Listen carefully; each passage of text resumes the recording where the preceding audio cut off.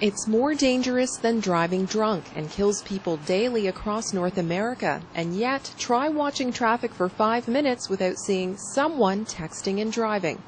Sometimes even before you catch up to them, you can see that their vehicle's wandering in lanes, their speed is not consistent, inappropriate use of signals. People who text and drive have a 35% decreased reaction time, and studies show this is much worse than people who drink at the legal limit or smoke pot and drive.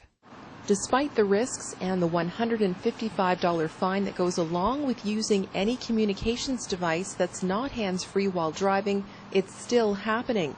As Canada's leading trauma centre, Sunnybrook recently polled its own staff to get the answer to this question. Would you ask a driver to not talk on their cell phone while driving? 62% said yes, 9% said no, and 29% said it depends. Joanne Banfield says that's just not good enough. The bottom line is, if you text and drive, your chances of having a serious collision go way up. In fact, Sunnybrook-based research found that cell phone users are 4 to 5 times more likely to get into an accident, and that hands-free devices are no safer. Constable Ingram says it all comes down to not being able to do 2 things at the same time well, citing a London-based study which found 2 pedestrians every day either end up in a trauma unit or die because of their cell phones.